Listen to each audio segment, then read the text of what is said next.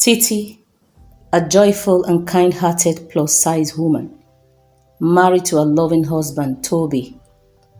The couple lived a peaceful and happy life in their cozy home.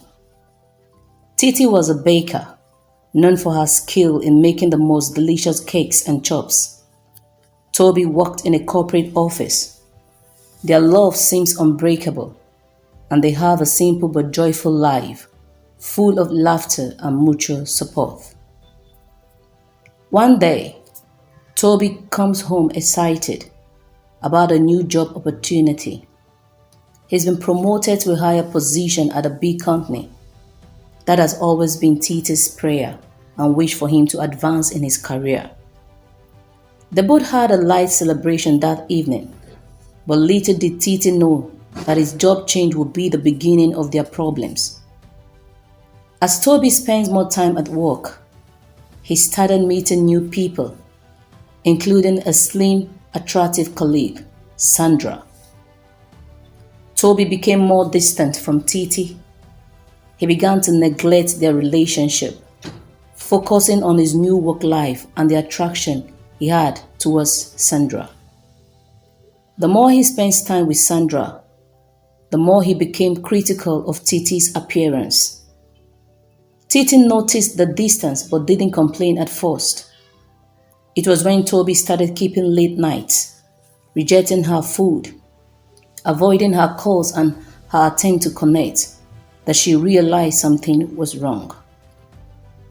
Tobi was always on one business trip or another, even when his company didn't send him. He preferred to spend his weekends with Sandra than Titi. He looked for every possible ways to avoid Titi. The once happy couple are now living as total strangers. As he was sleeping one fateful night, Tobi's phone rang late that night. He picked up his phone and stepped out of the bedroom to answer his call. The next morning, Titi saw him folding few of his clothes inside his traveling bag. She asked to know why he is folding his clothes inside his bag. He told her that the company sent him on a business trip and at this time he's staying longer. Weeks ran into months and Titi didn't hear from Tobi as his phones were switched off. She became worried, heartbroken and confused, wondering what might have happened to him. She tried every possible best to look for Tobi. She visited Tobi's few friends, her in-laws, tried his office lines.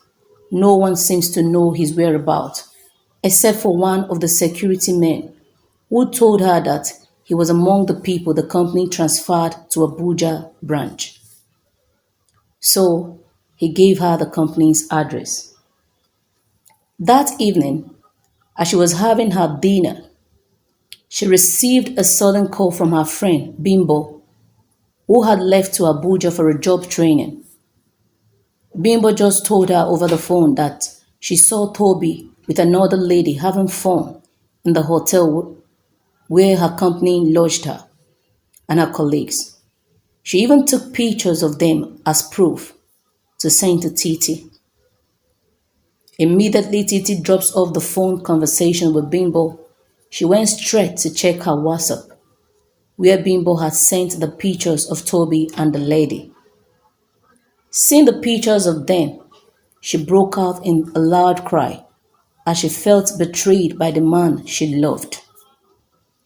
The next day, as early as 6 a.m., Titi was already in the park. She joined the first bus that was going to Abuja from Port Harcourt to find the address of that company and to see if she'll find Tobi there.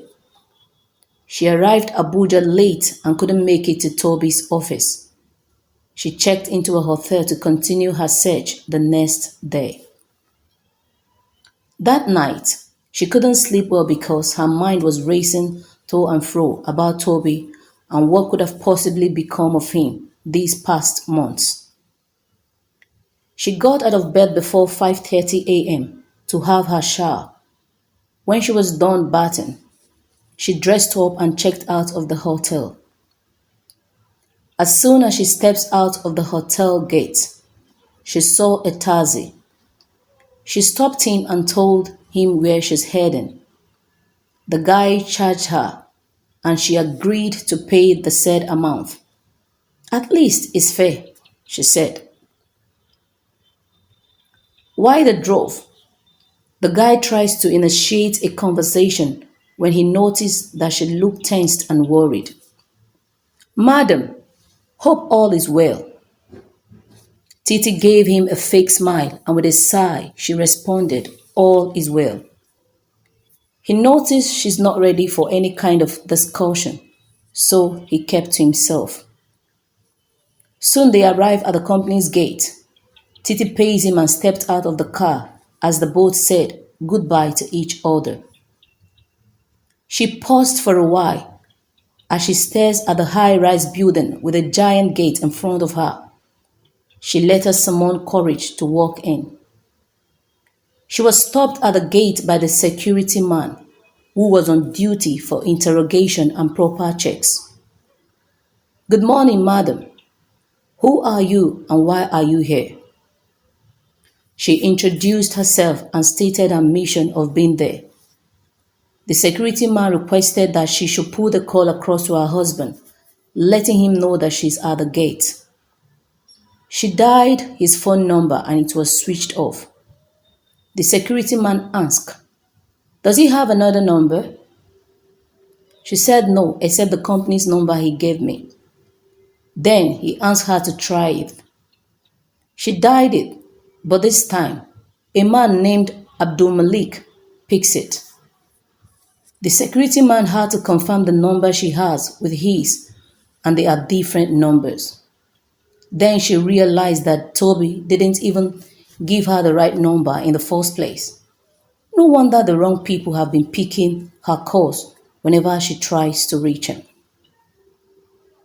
As she was still discussing with the security man, her husband, Tobi, drives in with a lady seated in the front seat. She approached the car and watched as Tobi parked and stepped out of the car with the lady.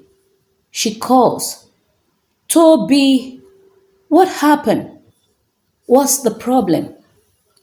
Immediately, Tobi shut her up and ignored her concerns.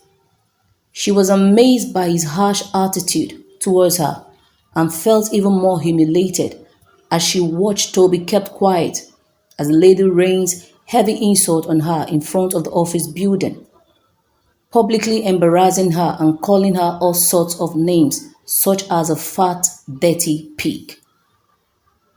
Titi was devastated, confused, and unsure of what was happening at the moment. She stood frozen, shocked by the insults, and immediately uncontrollable tears rose down her face as she watched both of them walk past her and enter the office through the main entrance. Mr. Donald, the CEO of the company, who was watching from his office on the top floor, recognized Titi immediately he saw her. He knew her from their time in the NYSC. Titi was a friendly, hardworking baker with a lovely heart. Mr. Donald ordered his security guard to let Titi into his office. When she entered, she was shocked to find out that the guy who helped her back in the NYSC days was seated in front of her with a large desk filled with files and documents. She is unaware that he's the CEO of the company. Mr. Donald asks her to sit and offers comfort after her traumatic experience with Tobi. He insisted she stays the night since she's in no good state to go back to her base. He goes above and beyond to help Titi. He arranged for her to stay at his company's hotel for that night and books a flight for her to return home the next day. During their conversation, Titi opened up about Tobi's sudden change of behavior after he got promoted in his office. She talked about his cold attitude towards her, the heartbreak, and the betrayal she just experienced few minutes ago. Mr. Donald encouraged her to stay calm, that everything would be okay. The next day, she left to Port Harcourt. That same day, the CEO, Mr. Donald, sent for Mr. Tobi. He spoke to him as a boss and as a senior colleague to call off his affair with the lady in question and return to his wife. Every word of advice seems to have fallen on a dry wood. Toby continued in his extramarital affairs. This time, he became worse than before. Regardless, Mr. Donald was still supportive and kept in touch to know if there has been changes from Toby lately, but nothing seems to be working. Titi, heartbroken but not defeated, slowly began to rebuild her life with the help of her supportive friends, Bimbo and Faith, and with Mr. Donald's encouragement. She started a new chapter. Mr. Donald, who had once witnessed Titi's strength during their NYSC, started securing lucrative contracts for her baking business. She travels the world, making cakes and planning events for the elites, including baking for prominent senators in Abuja.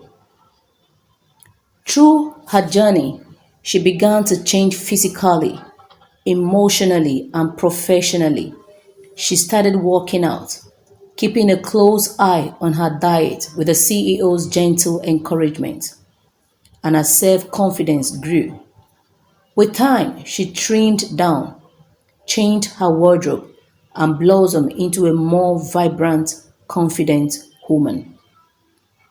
Soon, she opens more branches in Jos, Abuja, Owerri, Uyo, Lagos, and Delta states. During the week, she got a call from a prominent senator's wife to help her plan her son's engagement party the next weekend. It was a short notice and an urgent task she has to deliver as she had received full payment. She contacted her staff at her Abuja branch to start sorting out things before her arrival. As soon as she got off on phone with them, she received a call from Mr. Donald that same minute as he learned that she's coming into Abuja for a walk. He requested to send his driver to the airport to pick her up on arrival. Titi, who once saw him only as a kind-hearted friend, began to realize her feelings for him are changing. After the driver came to pick her up, they drove to the office. There, she was warmly welcomed by Mr. Donald. It was right in his office that she got to know that he's even the CEO of the company. Wow! CEO? What a gentle and humble soul. These virtues and more made her fall in love with him the more. After the close of work, Mr. Donald drove her to his apartment. As they arrived, she stood amazed at the magnificent building standing in front of her. His dedicated housekeepers and how nicely he treats every one of them is a good plus to him. She passed the night in his apartment after a delicious dinner and a heart-to-heart conversation with him. The next day, she went and delivered her work at the senator's place. Months passed. Titi and Donna's relationship grew stronger. They both noticed they share a thing in common. Mr. Donald easily connected with her. He started feeling something special for her. Soon, their love for each other blossomed. One fateful day, Mr. Donald hosted a party to mark his company's anniversary. He invited prominent men, and among his guests are Tobi and Sandra. The hall was filled with men of substance. A cool music and light refreshment was on to entertain the guests as they await the arrival of the CEO. Soon, the entrance door opened. Here comes the CEO and an elegant, gorgeous woman beside him. As they walked inside the hall, guests stared at them in admiration. Tobi and Sandra recognized Titi and were amazed how stunning and amazing she was. I'm more surprised to see her walk in with the CEO. Tobi's mind kept running in a zigzag form as he couldn't wrap his head around Titi's sudden change and beauty. As the guests stared and started exchanging pleasantries, Titi turned and noticed how Tobi and Sandra kept staring at her in amazement. She gave them a smile and waved at them as she turned to meet with Donald. Immediately, the CEO called the attention of everyone. He thanked them all for honoring his invite and appreciating their input towards his growth. And thereafter, he clears his throat, this time kneeling on one knee to propose to Titi in the presence of everyone, with a diamond ring and a Range Rover parked outside. Titi, will you marry me? Titi, in amazement and eyes wide open, screamed, "Yes, yes, I will marry you." The journey of their lives had just begun. Their wedding was a talk of town as the both lived happily. As for Tobi and Sandra, they couldn't help but hide their faces in shame. They both got kicked out of the company because of their recent sluggishness and unaccountability at work. Tobi lives in regret as he received a letter of divorce from Titi's lawyer. His life was shattered and he became a shadow of himself. Hope you gained value from this story. Kindly like, share, and subscribe for more interesting stories.